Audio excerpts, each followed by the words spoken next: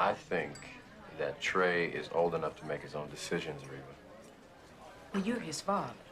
That means you were supposed to guide his decisions. Well, what the hell you think I've been doing for the last 7 years? Oh, not that evident. Listen, Reva.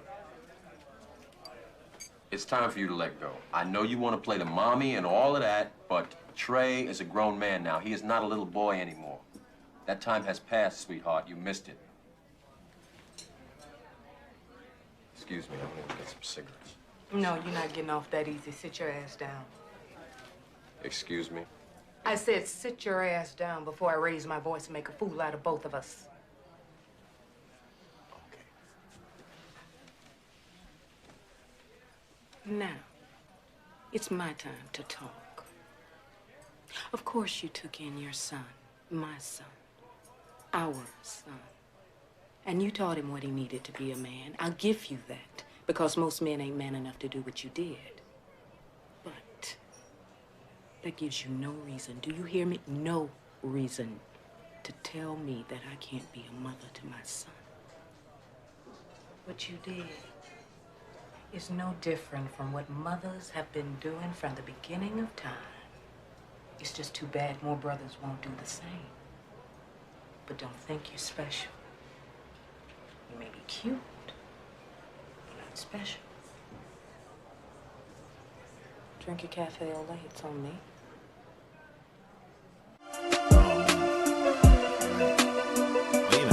It was a brick by brick and a stone by stone. Rome wasn't built in a day, it wasn't done alone. See, your spirit is the merit and the mind is the home. It takes a whole village to get a child out this home, yes. To be a great man without good instructions, a surefire way to lead a life of destruction.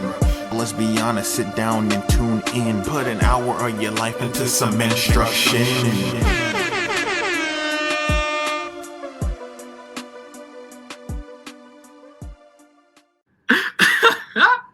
Yes. Greetings and salutations, my beautiful souls and spirits. You already know who it is, man. It is the man, the myth, the legend.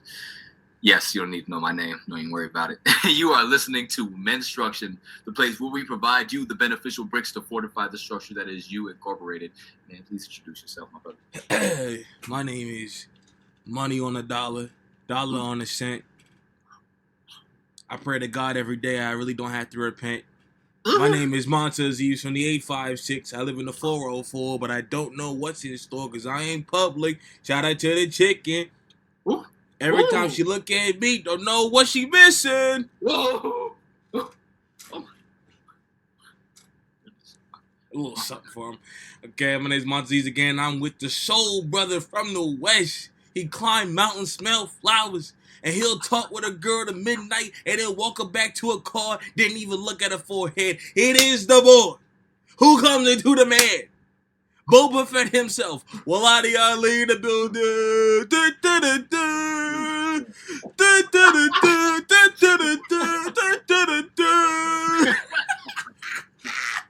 Yeah. Ooh. Now we just need that one for every one of these takeovers. Yep. Yo, I'm gonna have to start introducing you first, man, because I be just so hyped. Man, blessings. Yes. Thank you for that beautiful introduction. And today we're back discussing Boyz N The Hood. We've discussed last episode the act one of it. Yeah. We had left off with Trey raking some grass and Doughboy and not Chris. It wasn't Chris. It was somebody. Chris. No, it was Chris. Yeah. Yeah. Man, I keep, I have mistaken him for old boy back in Trey's old town, man. He fought. Yeah, but no, we left off with Doughboy and Chris getting arrested for shoplifting, unfortunately. Yeah. And yes, very sad story. But we cut to 7 years later, so mainly, if we were to have a thesis statement for this episode, mainly what we want to discuss is, of course, the rest of the movie, but also the ties that are brotherly within this movie as first. The great examples, right? The poor examples, right? And something that I did notice upon rewatching the movie was the learning examples, whereas our characters are not static, as characters should not be in any movie. Rather, they grow, learn, and change, even if it's something very slight. So again, that's what we'll be discussing this episode. The great examples of brotherhood, the poor examples of brotherhood and the changes that occurred nearing the end of the movie. What did our heroes learn? That's what's up.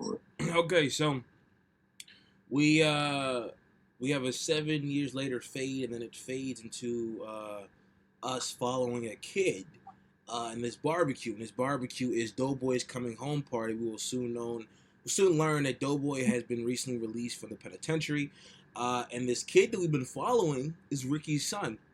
So we now know that Ricky is a teenage father, and he has a baby mother who apparently either lives in the house or spends a lot of time in his house with his mom, who we know is called Brenda.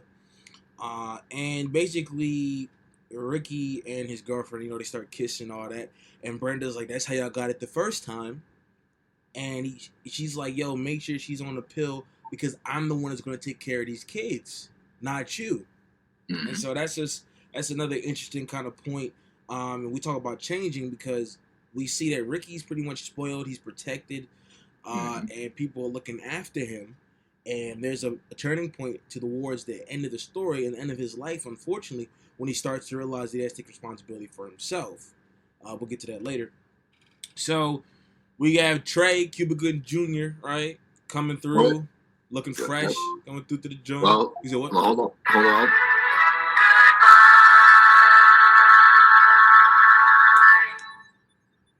It's tough. It's tough. It's crazy. It's tough. Goodbye to Ricky. Rest in peace, Ricky. Jesus. That was awful timing. Wow. Yes. I actually, before we get to Trey, because I had noticed the sequence of events that had occurred upon the time skip, was in order of Ricky, Doughboy, then Trey. So we talk about... Oh, right. Yep. Okay, so it's all good. So, we see how Ricky's doing. Yes, like you said, he's a teenage father with Brenda, living in his mother's house. And then we go to Doughboy, Chris, Monster, and Dookie, yeah, very good. Dookie, have all them playing cards. Fucking them dope heads and stupid ass nigga. Look, you don't know what I be getting. You be fucking no dope heads. I might let them suck my dick, but I don't be fucking them. And they got AIDS and shit. Stupid motherfucker, don't you know you can catch that shit from letting them suck on your dick too? Thank you. See, I ain't sick, I ain't all skinny and shit. Nigga, what you mean you ain't skinny? Motherfucker so skinny, you can hoo-hoo through a Cheerio. And fool, you ain't got to be skinny or sick. You can die 5 years from now from that shit. And John Singleton does throughout the film. He makes this kind of maybe some like a vulgar conversation or some random conversation, but it's knowledge. I mean, they have a whole conversation about God later on, and that's good writing. Like it's kind of like weaving in knowledge without just saying message every time. So yeah, thank you for pointing that out. And again, education, which is what the film's about. And so that is kind of a positive brotherhood. Doughboy's basically, in a vulgar way, it's like, nah, fool, you can catch AIDS. Like, be careful, stupid. Like, he's messing with him like, man, you don't get none. It's like, man, I get mine. You be wanting to have sex with dope heads. It's like, man, I don't have sex with dope heads. It's like oral sex still get AIDS, dummy. I think they call it the bug. And it's just like, it's a kind of brotherhood. Like Doughboy in his own kind of tough way is looking out for Dookie, aka Curly Head with the pacifier. And Chris, who's now in the wheelchair, which is kind of implicated towards the end of the film, that he was in a drive-by shooting that paralyzed him from the waist down, and that's why he's in a wheelchair. Furious kind of hints at that later on, but yeah, so that is kind of like now the group, they represent the Crips, and later on we'll see the group that represents the Bloods. It's subtle, but you can tell because of the colors they're wearing. We can kind of guess that maybe they became Crips in prison, or maybe it was out of prison. But so take it away, Waladi. Yeah. And on that note as well, it's also noticeable that Trey drives a blue slug bug. So I mean, Trey of all characters, of course, wouldn't. But that's Furious's car, which is the symbolism that now he's taken in his father's place.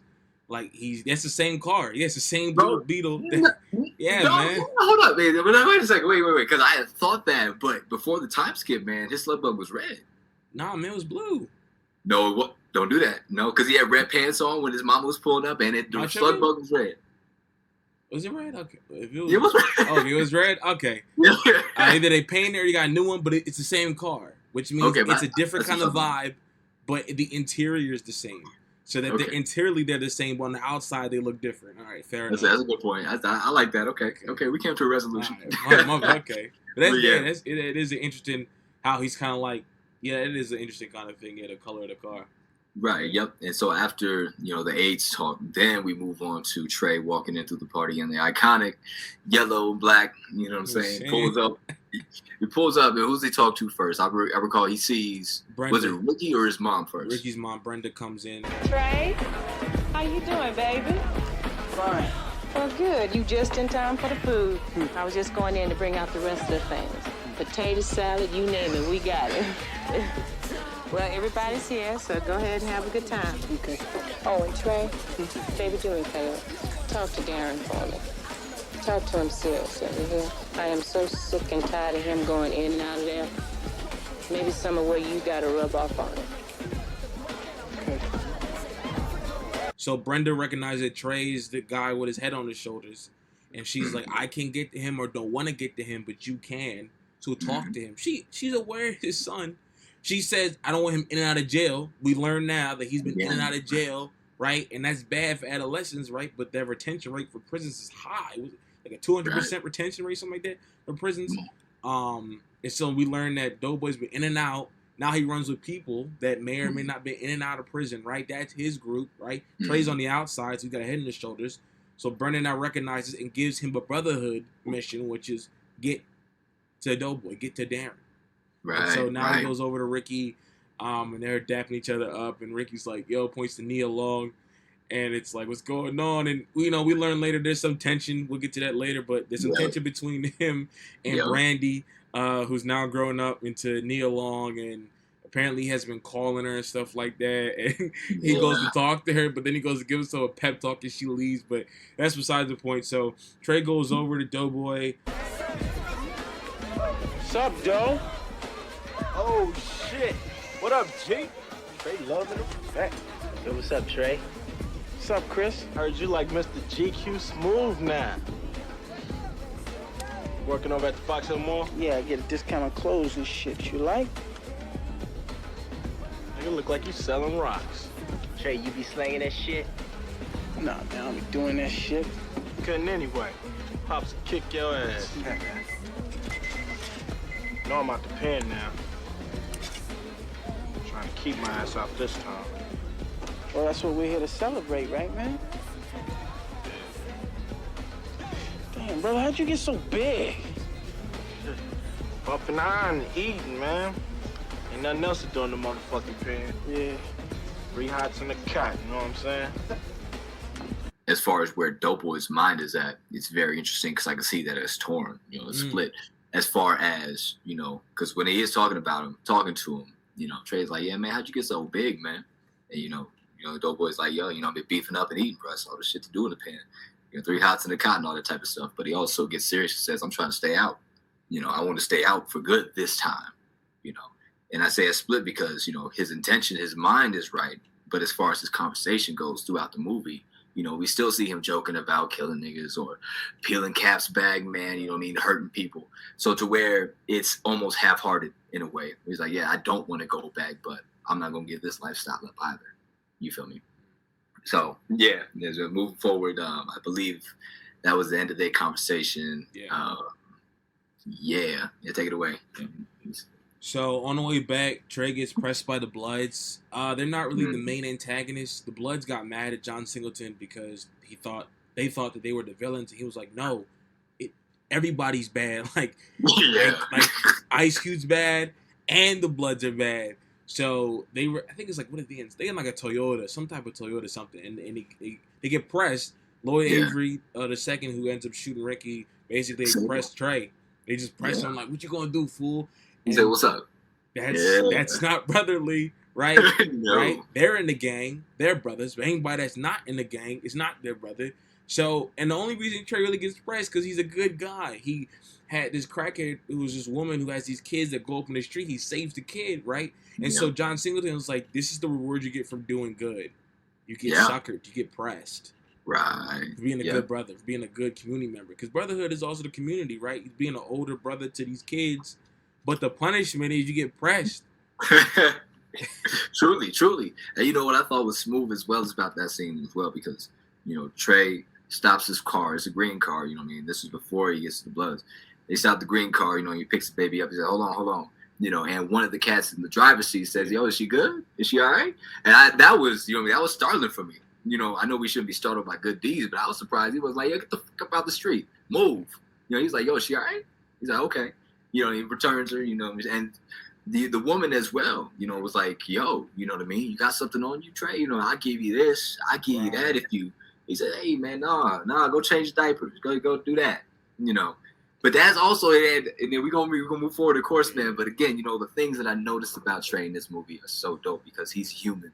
You know, he's human. He still be talking shit. He still be using the B word, the N word. You know what I'm saying? Yeah, this motherfucking, he was scared. You know what I mean? But at the same time, you know, he still got that furious in him of, you know, nah, you know, this isn't right. And he still got that adolescence of, you know what I mean? When you about to get me, let me get it. You know what I'm saying? Yeah. So Trey isn't portrayed as the, you know, God sent, amazing, flawless hero, you know what I mean, as I may have remembered, or maybe nostalgia would grant him. It's just that he's human. He just has, I would say, a bit more conscious or a bit better routines and qualities than the people around him. You feel me? So yeah, that's all I want to say. No, you're right, man. And I mean, even look at his posture, right? His posture is like Furious. Like he walks a certain way, he stands a certain way. Like the way he wears his clothes and stuff like that. I mean, he walks, you know, it's like it's really that fatherhood thing. And there's a scene later with Angela Bassett and Furious where they kind of talk about the role of parenting and basically the importance of fatherhood, but that doesn't neglect motherhood as well. So his mom gave him the tools, and his father just pretty much cemented the tools in his own way. So Trey gets back, and Furious gives him a fake face. He doesn't even try. God. Since some of these haircuts look, I ain't gonna lie, some of the haircuts in New York a little busted. Q had the best cut, probably. Low on the low, Q had the best cut. You said I ain't gonna look right. I said, look at these cuts they got, boy. Now we need to talk about the Jerichos, like the Jericho epidemic, my boy. You saw little Chris's late. It was late. It was 91. It should have been gone. I mean, Q, but because the West Coast was still doing that thing mad late. My dad said when NWA came out, he thought he was clowns because everybody on the East Coast was done with Jerry curls. He said, who are these clowns still wearing Jerry curls? Like, what is this nonsense? Like, they're from outer space. But Ice Cube is rolling it. He's rolling it. I mean, like, like a year later, you know, he'll cut it off because in the next album, he's bald. He has a bald fade. So in the next, you're talking about Cube. Cube cut that off. He'll cut that off eventually. But yeah, I mean, he looked good though. He got it. That joint was straight. I don't know what he had on him, bro, but that joint was fresh. He had it on the joint. Yeah, it looked fine. You know what I mean? And that Dookie has some, I want to say Jerry curls, but you know what I mean? Curls. Both him and Monster had low-key band. I think Monster had Bantu knots. Bantu knots. Yep, exactly. Dookie had like curls, kind of like curly Bantu knots in a way. Exactly. Yep. But yeah, so basically we learned that Furious is only 17 years older than Trey, which comes back to my thing that they're also a brotherhood between them since they're not that far apart. Good point. And that's why Furious is so hard on Trey, because Trey is like the guy that's going and doing his thing just like Furious was, but he wasn't perfect, got Angela Bassett pregnant and all that. That's why he joined the army, and that's why like he's really pushing Trey to be better than him, because he was like, don't mess yourself up. And they joke about Furious getting old and all of that, and about grandkids, and Furious is like, hey, what's up? But it's a little suspect what you on right now. And basically presses him. And Trey feels embarrassed, kinda, and he makes up this one. It's one of my favorite scenes of the entire movie. He makes up this fantastic story about how he had sex with this girl. I mean, like, rewatching it, I didn't realize, like, I always thought it was funny how he did it, but I didn't realize that John Singleton was doing it because he's lying. He's telling the audience, yo, he's lying. Because you heard what he said when he said open the door. He said, bam, we just went at it. It's all sex and stuff. Right. 20 minutes in, I guess the grandma. And you can see he stuttered too. When he tells the story, he stuttered, which is good acting. But he said she must have smelled the sex and in the air or something. You know? And I call her sometime, but the grandma be, you know, so Cuba Jr. makes up this story about how he had sex with this girl, and Furious is like, yo, did you use a condom? He's like, nah, man, she on the pill. And Furious is like, yo, fam, it don't matter. MJ, never OJ, son. You know what I'm saying? Even if she says she on the pill. And he foreshadows, you gonna learn, Trey. I don't know why he's so dead set on learning the hard way, but you gonna learn. Oh, yeah, you gonna learn. Clean his hair up. Right. I might have to clip this in. I'm about to clip that in, bro. I'm crying.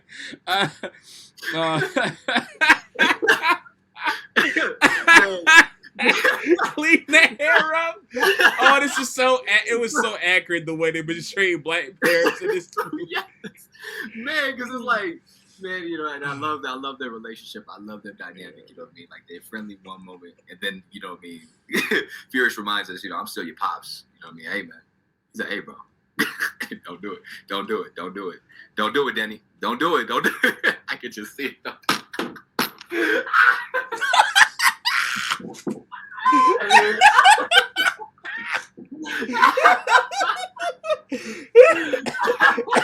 didn't even say a word. I just knew it. You took it. You said, I saw that bottom lip quivering. I said, hey, man.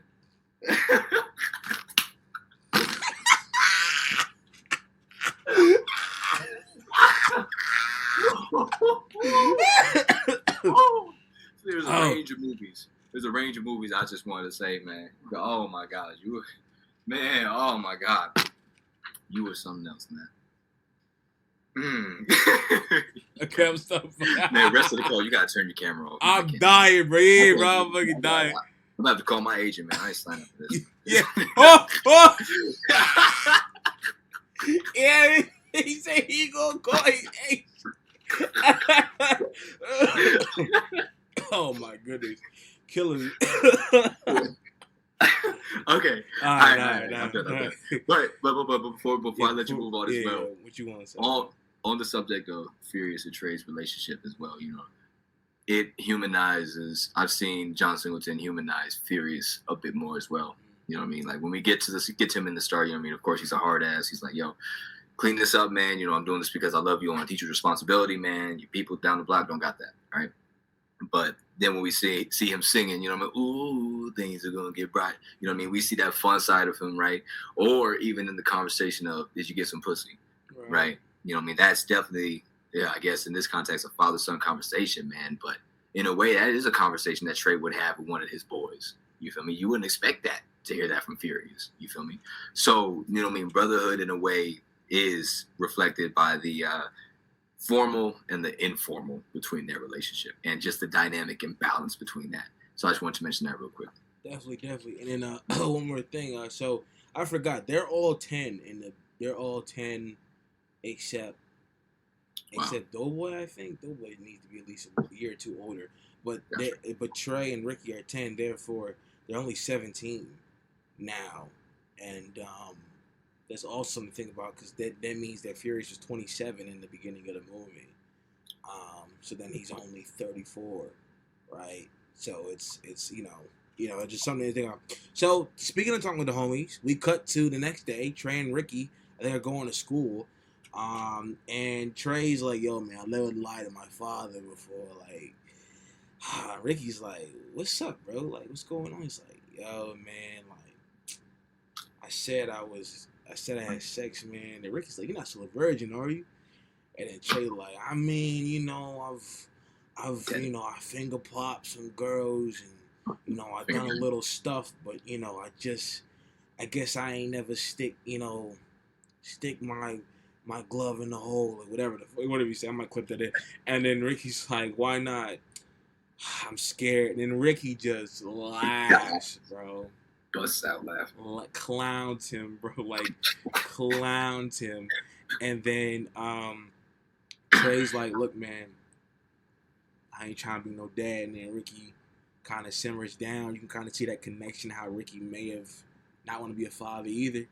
And then we are getting to a point where we'll get to like a couple minutes where Trey's like, and Brandy's not having it. Brandy doesn't want to have sex, which is a major part of the story. Major part of the story. Sex in general is a running kind of theme or motif. It was a running thing. And we'll talk about what that symbolizes. We'll talk about like virginity and that whole thing later on. But that basically happens, and then anything you want to say before I keep going? Sure, yeah. I mean, I noticed immediately, and, you know, we could talk about this later with the SATs, man, but, you know, Trey and Ricky's relationship, you know, you don't see Trey driving Doughboy to school, you know, and you don't see Doughboy in the back. You feel me? It was like, yo, no, Ricky is my guy. You know, you're the only person that I could trust with this, you know, that I'm afraid to be a father, you know, so just another motif of brotherhood of, you know, Trey relying on Ricky and saying, you know, this is, you know, I mean, yeah, you're laughing, but I know that you're going to be serious about this as well. That's why I don't deal with your brother like this. I don't talk to your brother about these things. So that's something I noticed.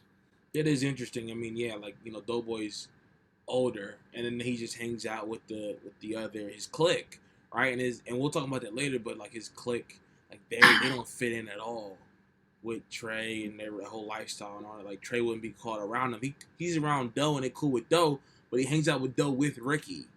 So that's a good point that you make. And again, that's that brotherhood. They still brothers, but like even in certain groups, some people are closer than others. That just happens, right? Like even in groups, some of them closer to others, and not some other people. We all brothers, but there's different levels of brotherhood, and brotherhood is also acknowledging, all right, that he's not the guy to call for this thing. I gotta call this guy, right? Like you're not gonna call me to commit that crime. I'm not gonna call you to do the same. I wouldn't call you to do the same. I wouldn't call you to disrespect Islam. You wouldn't call me to disrespect women. So it's like we all know who to call, who not to call. So Trey's like, all right, I thought the dope boy do that. I'm not gonna hang around him like that. I think that is interesting. We do not have a scene of Trey and Dope Boy together, and I think that's something I never realized. I think that's a good point. And I feel like he's trying to stir Ricky, just like Furious is trying to stir him to the straight path. We'll get there to the SAT part. Message. But yeah, message. Message. Let's get it. Yeah, that's some good IEP. That's good stuff. I'm getting like you, my boy. I'm dead. So we have like basically a time passing montage between the three main characters, Trey, Doughboy, and Ricky. Ricky's at football practice. Trey is at Brandy's house, and Doughboy's just doing nothing really. Yes. Dealing drugs. They all jump a crackhead. Bro, dude, he walk over with the trash can, bro. Oh yeah, he throws on it, bro. Oh my god. Why My Me and You by Tony Tone is playing. It was an interesting choice. I mean, the soundtrack to this is just great. I just want to say that if I haven't said it already. Soundtrack is really good. Soundtrack is good. The score, like I said, by Stanley Clark is good, right? They use a couple of songs sparingly. It's not in your face. The soundtrack is good. So basically, Trey and Brandy are arguing, and we find out that Trey hasn't talked to Brandy because he's mad that she won't have sex with him. He takes it personally, but Brandy's like, I'm Catholic, which is an interesting thing, right? Which is a very interesting thing. We don't really talk about African Americans in the Catholic Church. That's kind of an interesting, subtle thing, but ironic. We'll see later. But also, he's like, Catholic girls are freaks and yada yada yada. Basically, he's like, I'm going to marry you. You want to wait till marriage? What's the point? And then, you know, she kind of gets mad, like, what do you mean? They have a banter, but they end up being cool and everything. Trey's like, look, I'm sorry, I miss you, and I miss you too. And it's all sweet and bubbly doubly.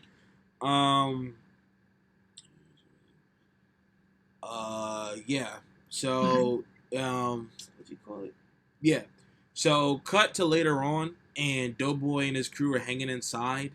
And so, the USC recruiter, you know, shout out to USC. That's where John Singleton went. That's why it's in the movie. The helicopter that's in this scene is a real helicopter. They were gonna use it as they were gonna like make it fake, but John Singleton, I'm getting a real helicopter. He made it. He got a real helicopter. Nice. It was supposed to just be like a fake kind of thing, but the helicopter's real. That's good. That's good. Fun fact. So USC recruiter comes and he thinks it's a gang member because it's dark and he's going real slow, right? Which is crazy. It's like any car that drives slow could be the end of your life. right? And they all kind of buck up, but it's just the USC recruiter. Brenda's like, yo, get these hooligans out my house. Like, we drive by shooters. Yeah. Get these low light mother suckers out my house. So Doughboy kicks Monster, Dookie, and Chris out the house. But before that, they're just talking, and Dookie is the one that mentions, like, it's because they have different fathers that Brenda treats Doughboy and Ricky differently, and that's a clear rift. That is a constant thing throughout the story. That's a clear rift. But Doughboy kicks them out, and Doughboy takes the abuse. I mean, in a way, Doughboy takes Brenda's anger.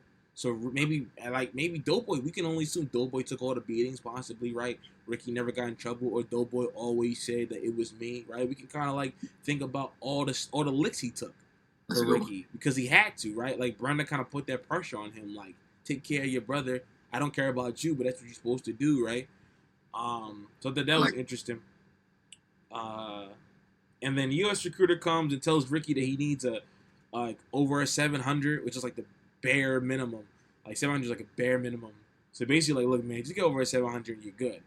And this guy's kind of like a brother because he asked Ricky, like, what do you want to do? Like, what do you want to major in? Like, Ricky is like a 2.3 or whatever, and like he asked Ricky, he tried to have a conversation. Ricky just turns on his highlights, and the dude's like, okay, that's cool, but like, but like, what are you about? Like, you want to be an engineer? What do you want to do? And he's like, Ricky's like, I don't know. What do I do? He's like, look, man, you can be whatever you want to be. Like, it's your choice. Then the recruiter, his son comes through, and it's like, is that your brother? And Ricky's like, not my son. The recruiter is like, he gets the out of there. He's like, okay, so yeah, we're gonna set up that tour, and yeah. And then Monster keeps asking the dude about, yo, man, I want to play some baseball. What? And they're like, shut your ass up, boy. Ain't nobody, man. But yeah. So what do you want to say about that before we move forward? For sure. And I definitely do agree with that, man. You know what I mean? When it comes to Ricky's attention span in general, it's very short. It's very fucking short. And yeah. So when he asked him that as well, this is something that I also noticed that, again, you know what I mean, really drives his relationship with Trey. You know what I mean? If you remember, he says, yo, my friend Trey is doing business, and he's going to study business when he's in college.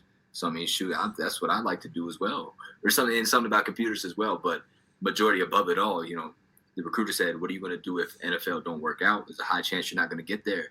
The first thing Ricky says is, well, you know, I'm good with this. I like computers. You know, my friend Trey, you know what I mean? He's been talking to me about business. He said he's going to do business. You feel me? So that was just a very nice touch, you know what I mean, by Mr. Singleton, you know what I mean, to, again, solidify it to where Trey don't even got to be in the scene or involved in any way in the scene for him not to be brought up. You know what I mean? As an example. That's a good point. That's true brotherhood. We can see that Trey is the positive influence that Doughboy was supposed to kind of be on Ricky. You can kind of almost feel like maybe Doughboy feels kind of guilty. That's why he's like, all right, let me kick these guys out. I want to be there for my brother. He's in the house. I mean, he's drunk, and he's like, does he really care? But he's in the house, and, you know, that is a good point. Like, Trey is that influence that Ricky needs. Without Trey, who knows where Ricky would be? That's a great point, yeah. You know, so, basically, outside Doughboy and the crew were talking about nothing. Like, again, they're all doing the same thing. That's brotherhood, but that's not really good brotherhood if no one's really motivating each other to do better. Our group, we always talk about how we motivate each other to do better. We're always on a different thing, sad, chase, all that. But these guys, they just sit around doing nothing because that's all each other do. No one else is telling each other to do more. Come on. And it's the juxtaposition between Ricky trying to go to college and them just outside. Like, he's inside. Whoa. He's inside and they're outside. Whatever it is, inside, whatever, college, the institution, he's inside success. They're the unwanted. The unwanted go outside. They're the unwanted of society. That's a good one. That's a really good one. So yeah, I was gonna say something else, but I cannot remember for the life of me. But please continue. Okay. All right. So now it's SAT time. I remember that. Don't want to do that ever again. Shout out to SAT and ACTs, man. Awesome. I just did ACT is easy. It isn't easy, and I don't want to take it. And how I get a lower score in the second time? Everybody's like holistic scoring from Morehouse, bro. I said my application was fire, and I did them questions, boy, and I got in, bro. You know what I'm saying? I was like, this SAT is trash. But I remember that thick book from Barnes and Noble? My dad said, right. Oh my gosh, man. SAT for dummies? Come on, man. Talk to him. No, I'm kidding. No, I'm just, yeah, everybody. I'm playing. Okay.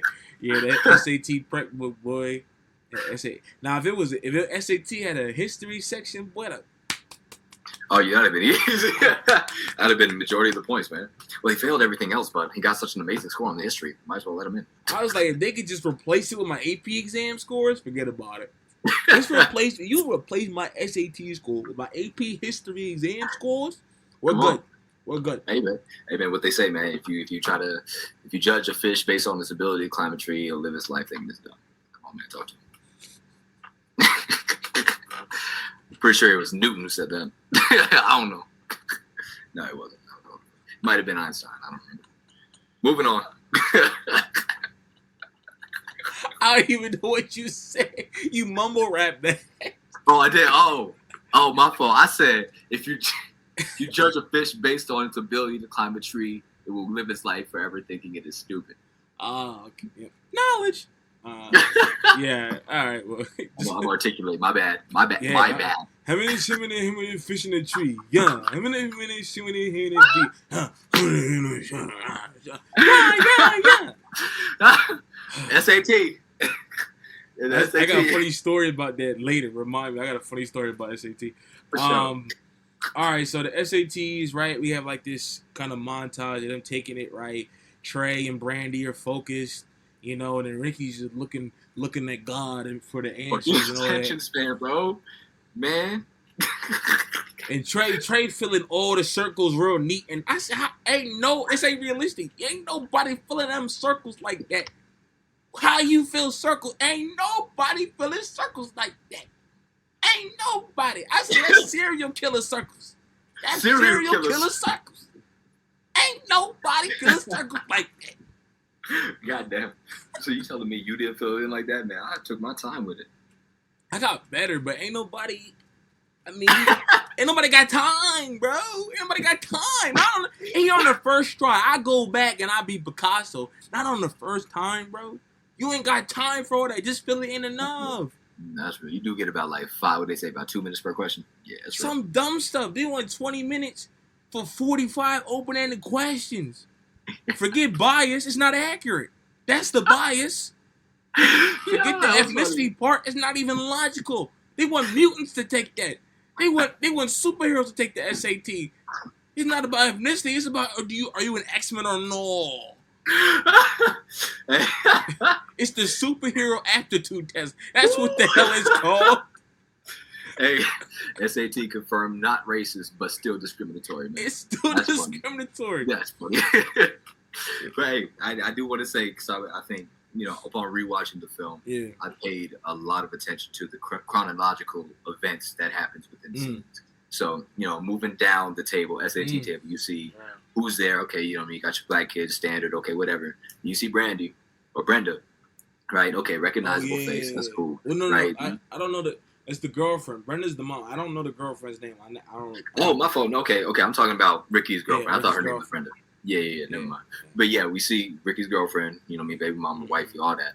Right. And then you move down the table, you see Ricky, you know, me getting his pencil and all that type of stuff. And what I love about the cinematography in this place is like, okay, it's, you know what I mean, him and his girl, you know, a few people apart, and he's just looking everywhere and stuff. And he looks forward, and then the camera just cuts to Trey in front of him, like, yo, you ready? They're like, oh, I didn't know Trey was. So that's another brotherhood type of thing where it's like, yo, when you see Ricky, you gonna see Trey 90% of the time. You feel me? So I really love that portion of it. That was just brotherhood without having to say nothing. That's interesting. And we also see Ricky is not prepared because he's been given everything, so he has to be literally given a pencil when they ask. Literally, he said, message. But hey, I'll tell you this too, man. You know what I mean? But I thought about that. I thought the opposite. You know what I mean? Well, definitely he was given everything, but Ricky is able to advocate for himself when he needs to be. So that was a good start up into the army speech of, I need to provide for my family. He was like, yo, I need a pencil. You know what I'm saying? Instead of saying, he said, first one, as soon as they finished their last breath, does anybody need a pencil? Bro, yeah. I mean, yeah. That okay, I'll give you that, and it's also foreshadowing that he's willing to do whatever. Like if it's for the family, it's for his future. He ain't afraid to ask for help. So that is an interesting thing. And then Brandy and Trey are kind of across, but they're still close, right? We see how they're closer. The girl's over there. Ricky's girlfriend's over there. They're not even doing anything. And it's foreshadowing when they're going to be across the way at college. They're across the way in the SAT test room.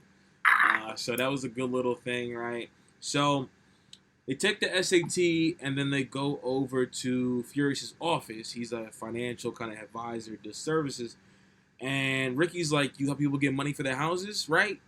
And Furious is like, yeah. And then he's like, you guys want to see something? So they roll over to Compton, and I'm going to clip this in. Why don't y'all take a look at that sign up there? See what it says? Cash for your home? You know what that is? Billboard. What are y'all, Amos and Andy? Are you stepping and he's fetching? I'm talking about the message, what it stands for. It's called gentrification. It's what happens when the property value of a certain area is brought down. Huh? You listening? Yeah. To bring the property value down. They can buy the land at a lower price. Then they move all the people out, raise the property value, and sell it at a profit. Now what we need to do is we need to keep everything in our neighborhood, everything, black. Black owned with black money. Just like the Jews, the Italians, the Mexicans, and the Koreans do. Ain't nobody from outside bringing down the property value. It's these folks shooting each other and selling that crack rock and shit. Well, how you think the crack rock gets into the country? We don't own any planes. We don't own no ships. But we are not the people who are flying and floating that shit in here. I know every time you turn on the TV, that's what you see. Black people selling the rock, pushing the rock, pushing the rock. Yeah, I know. But that wasn't a problem as long as it was here. Wasn't a problem until it was in Iowa, and it showed up on Wall Street where there are hardly any black people. Now, if you want to talk about guns, why is it that there's a gun shop on almost every corner in this community? Why? Tell you why. For the same reason that there's a liquor store on almost every corner in the black community. Why? They want us to kill ourselves. You go out to Beverly Hills, you don't see that shit. But they want us to kill ourselves. Yeah, the best way you can destroy a people, you take away their ability to reproduce themselves. Yeah. Who is it that's dying out here on these streets every night? Y'all. Yeah. Young brothers like yourselves. What am I supposed to do? Fool roll up, try to smoke me? I'm gonna shoot the motherfucker if he don't kill me first. You're doing exactly what they want you to do. You have to think, young brother, about your future. Fury's just speaking knowledge. And it's a real poignant scene, and ironically, Ricky's like, Doughboy should hear this, yet we never ever seen where he tells Doughboy any of this, right? He's like, Doughboy, handle yourself, but deep down, Ricky's like, he should hear it, but no one tells Doe. Like, and he says it when they go to Crenshaw, but like, there's never a heart-to-heart moment where Ricky's like, yo, like, Doe, like, this is what I heard. So either maybe he thinks that his brother won't hear him, brother doesn't want to hear, or he feels like he needs to hear from Furious. Everybody respects Furious. Yeah. Which is another thing, right? And he's the younger brother, which is like, does the younger brother have credence, right? I mean, he should to a certain point. But yeah, it's a good scene. I'll definitely clip it in. But and again, it's done in a way that it doesn't seem like he's literally preaching. He's just speaking to them. It makes sense. He does this. He's showing them this. He's putting them on. They're teenagers. Right. But yeah, it's a great scene. I'll definitely clip that in. Yeah, and also you saw how there's 3 generations of, black people there. You feel me? The elderly man being the first generation, then being Furious, and then Trey and the other people, right? So, you saw how the second generation really connected the two, made it a platform for conversation. Where the elderly guy was like, it's y'all young brothers that it's there, y'all's fault. And he was like, well, hey, you know what I'm saying? They were like, well, hey, well, you know what I mean? So he was really the binding factor for that conversation as well. So no, that was definitely dope. And specifically brotherhood on that portion, that was bound generational.